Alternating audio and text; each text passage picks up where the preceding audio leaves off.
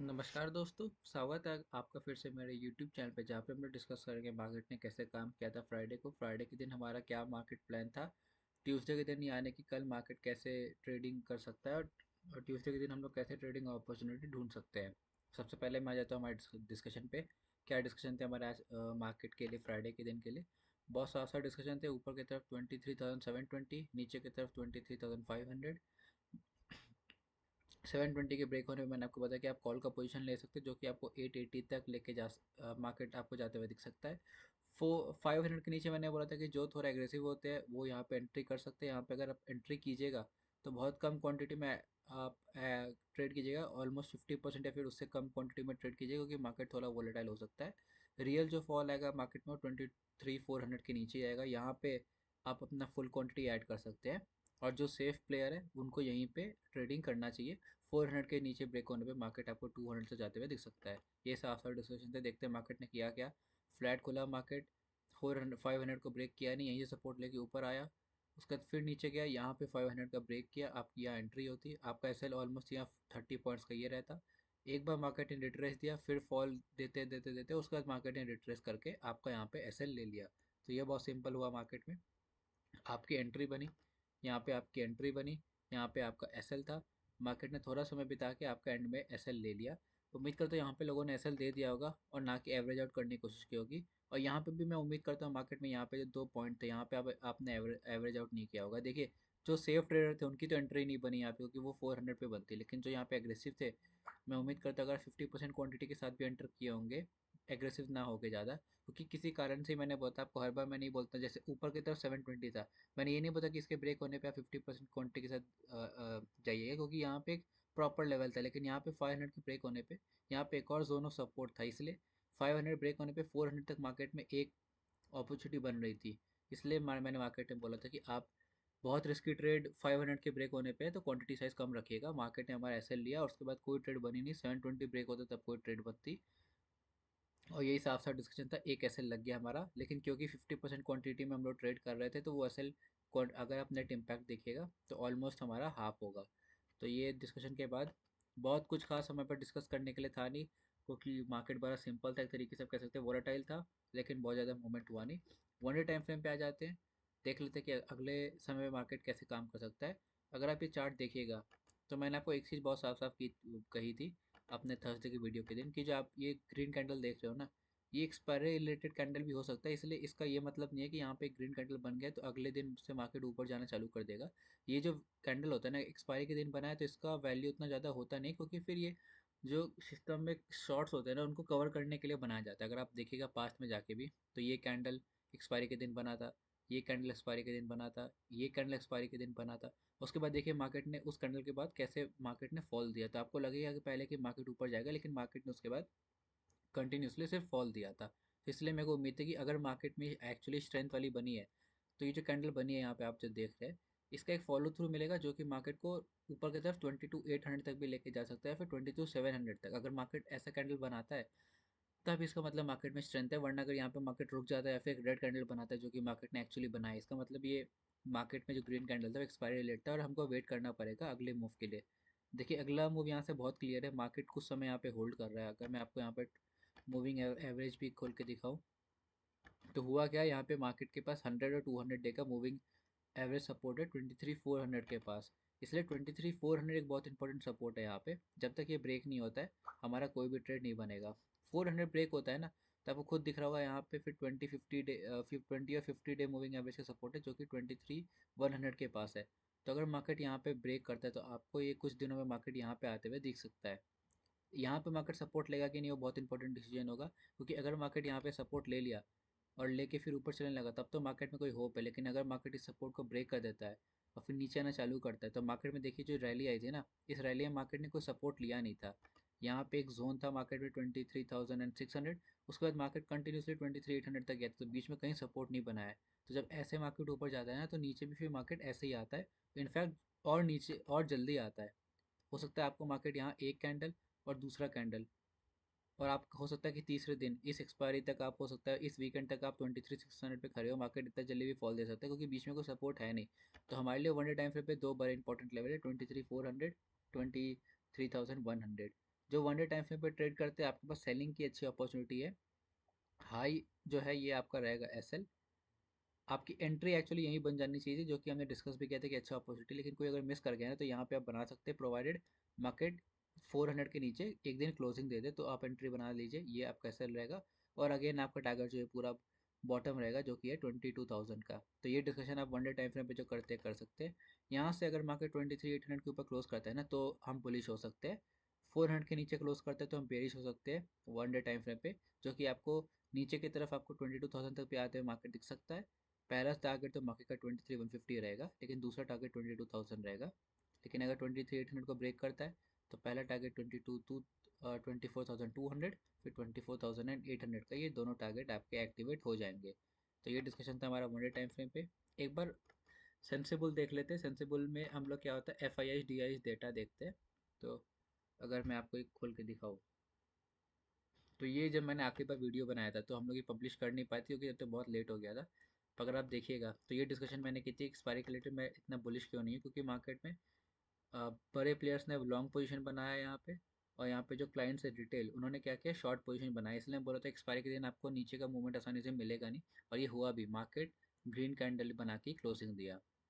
उस दिन की जब फ्राइडे की हम लोग एनालिसिस कर रहे थे, डेटा हमारे पास था नहीं, इसलिए वीडियो हमारी बनी नहीं।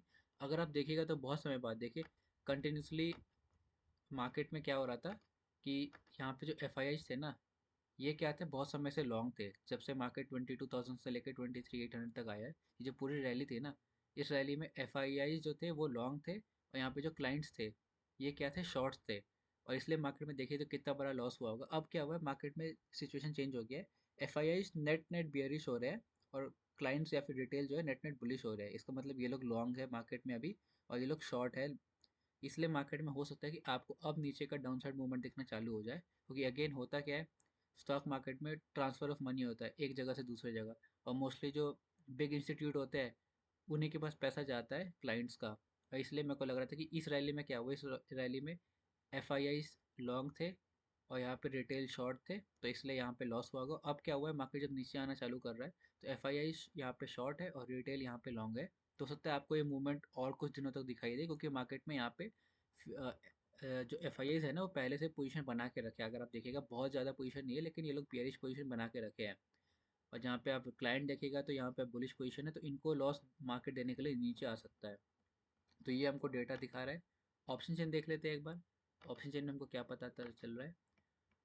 ऑप्शन चेन में अगर अब मैं स्क्रॉल करूँ नीचे की तरफ तो मेरे को एक चीज़ दिखाई दे रही है कि यहाँ पे 23,500, 400, 300 यहाँ पे net net in the money जाके राइटिंग हुई है। पुट साइड से लोगों ने अनवाइंड की थी। अभी भी अच्छी खासी पोजीशन मेरे को 23,500 पे दिखाई दे। 23,500 के बाद 23,300 है, और कोई खास सपोर्ट मेरे को दिख नहीं रहा है। और ऊपर की तरफ 23,600 है, फिर 700 है, और 800 पे अच्छी पोजीशन है।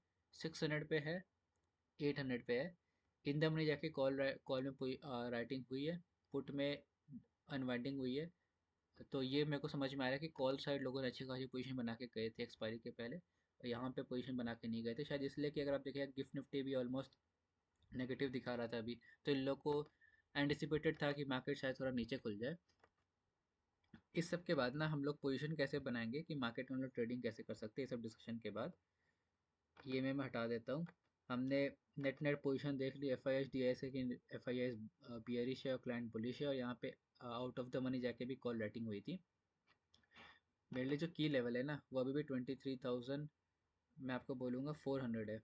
400 ब्रेक करता है ना तो मार्केट आपको 23,200 तक आते हुए आसानी से दिख सकता है। ऊपर की तरफ ये लेवल आप हटा दीजिए क्योंकि अब इसका वैल्यू उतना रहा नहीं है।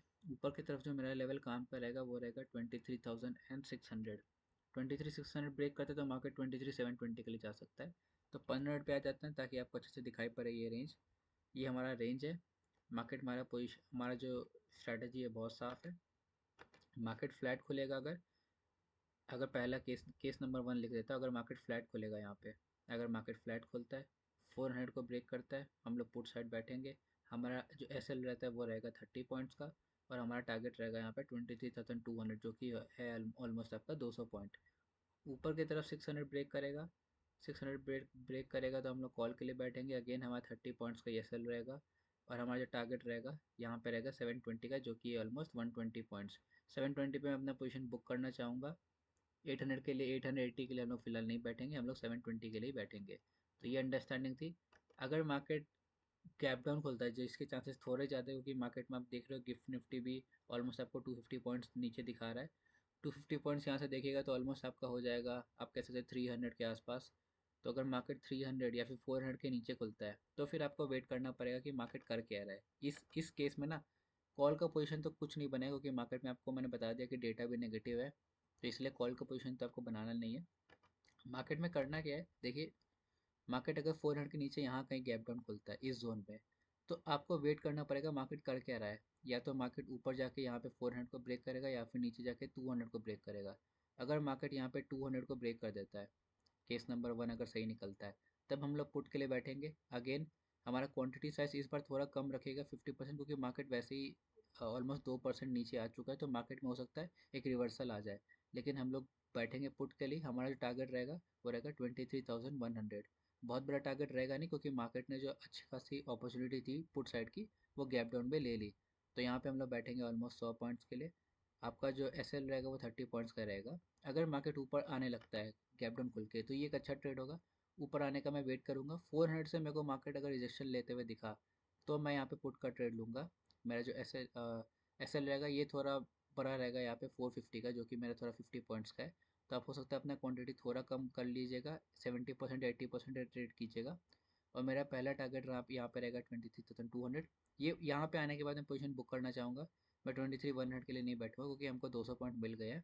तो ये बहुत सही है हमारे लिए। तो गैप डाउन में हमारा पुलिस का कोई भी प्लान है नहीं। गैप डाउन खोल के अगर मार्केट 200 को ब्रेक करता है, पुट के लिए बैठेंगे 100 के लिए। क्वांटिटी साइज थोड़ा कम रखिएगा, 50%। अगर मार्केट गैप डाउन खोल के ऊपर आने लगता है, 400 से रिजेक्शन लेते हुए दिखता है मेरे को, रिजेक्शन मतलब 15 का एक रेड कैंडल बन जाए मार्केट में, एंगल्फिंग बन जाए, या फिर ऐसे रिजेक्शन लेते हुए बन जाए, तो मैं आप पुट का ट्रेड लूँगा। मेरा अगेन यहाँ पे थोड़े बड़े एस एल है 50 पॉइंट्स के, तो इसलिए आप थोड़ा क्वांटिटी साइज कम रख सकते हैं। हो सकता है तो 70% से भी आप ट्रेड कर सकते हैं, अपना जो ओरिजिनल क्वांटिटी से आप ट्रेड करते हैं। मतलब कोई 10 लॉट से करता है तो 7 लॉट से कर सकता है। यहाँ से मेरा टारगेट रहेगा 23,200। फ्लैट का तो हमने डिस्कस कर लिया है। 600 के ऊपर, 400 के नीचे गैप अप मेरे को बहुत कम चांस लग रहा है गैप अप होगा। तो गैप अप के बारे में डिस्कस नहीं करना चाहूँगा। गैप अप में मेरे को लगता है फिर सेलिंग आ जाएगी, क्योंकि मार्केट थोड़ा नेगेटिव है। तो क्योंकि मार्केट अभी दिखा रहा है 250 पॉइंट्स गैप डाउन, तो यहाँ से मार्केट ज़्यादा से ज़्यादा 20-30 पॉइंट्स पॉजिटिव हो जाएगा, तो भी मैं बहुत सरप्राइज होऊंगा। 600 के ऊपर क्लोजिंग बहुत रेयर है, 1% चांस है। और अगर ऐसा हो भी जाता है तो उसको एक बार देख लेते हैं। अगर मार्केट यहाँ कहीं खुलता है, तो जब तक 720 को ब्रेक नहीं करता है कॉल मत लीजिएगा। 720 के ब्रेक होने पे कॉल लीजिएगा, जो कि आपको 880 तक आते हुए दिख सकता है। क्वांटिटी साइज बहुत कम रखिएगा, मैं बोलूँगा आपको 10%, क्योंकि ये मार्केट थोड़ा रिस्की हो जाएगा फिर। अगर मार्केट 600 के ऊपर खुलता है फिर 600 को ब्रेक कर देता है यहाँ पे, तो मैं वेट करूँगा मार्केट को 400 के ब्रेक होने का। 400 के ब्रेक होने पे मैं पुट लूँगा, जो कि मेरे को टारगेट 23,200 के देगा। तो ये डिस्कशन थे, मैं एक बार समराइज़ कर देता हूँ। केस नंबर 1, मार्केट अगर फ्लैट खोले 400, 600, 400 ब्रेक करेगा तो 720, 600 ब्रेक करेगा तो 720, 400 ब्रेक करेगा तो 200। मार्केट अगर गैप डाउन खोले, गैप डाउन खुलता है 400 के नीचे, तो वेट कीजिएगा। ऊपर जाए तो 400 से रिजेक्शन लेने का वेट कीजिएगा। रिजेक्शन लेगा तो पुट का ट्रेड लेंगे। एस एल 50 पॉइंट्स का रहेगा, टारगेट 23,200 रहेगा। मार्केट अगर गैप डाउन खोल के सीधा 200 को ब्रेक कर देता है, अगेन हम पुट का ट्रेड लेंगे, थोड़ा क्वांटिटी साइज कम रखेंगे, और हमारा टारगेट रहेगा 23,100 का। मार्केट अगर गैप अप खुलता है यहाँ पे 600 के ऊपर, तो 720 को ब्रेक करेगा तब कॉल लेंगे। क्वांटिटी साइज बहुत कम रखेंगे, ऑलमोस्ट 10%। और टारगेट रहेगा हमारा 880 तक का, इसका ध्यान रखिएगा। वरना अगर मार्केट नीचे आने लगता है तो ठीक है, 400 के ब्रेक होने का वेट कीजिएगा, यहाँ पुट लेंगे, टारगेट हमारा यही रहेगा। तो इन शॉर्ट अगर आप देखिएगा तो हमारे लेवल पे आप खुद ही समझ सकते हैं कैसा डिसीजन लेना है। 600, 400, 200, 720, इस चीज़ का ध्यान रखिएगा। ये आपके की लेवल्स रहेंगे मार्केट में कल के लिए। आज की डिस्कशन में इतना ही। थोड़ा कॉम्प्लिकेटेड हो गया, क्योंकि मार्केट में चांस है कि मार्केट गैप अप खुल सकता है, सॉरी गैप डाउन खुल सकता है बहुत अच्छा खासा। इसलिए मैंने सोचा कि अगर मार्केट 1% गैप डाउन खुलता है या फिर उससे भी ज़्यादा, तो हम लोग कैसे ट्रेडिंग कर सकते हैं। तो ये मैंने आपको बताया था कि दो स्ट्रैटेजी है हमारी। वरना अगर मार्केट कहीं फ्लैट खुलता है तो ये हमारा दो स्ट्रैटेजी है, और वरना अगर मार्केट गैप अप खुलता है तो ये हमारा एक स्ट्रैटेजी रहेगा, और यहाँ पे हमारा यहाँ पे कहीं एक्टिवेट होगा ट्रेड। तो आज के डिस्कशन में इतना ही। Thank you so much.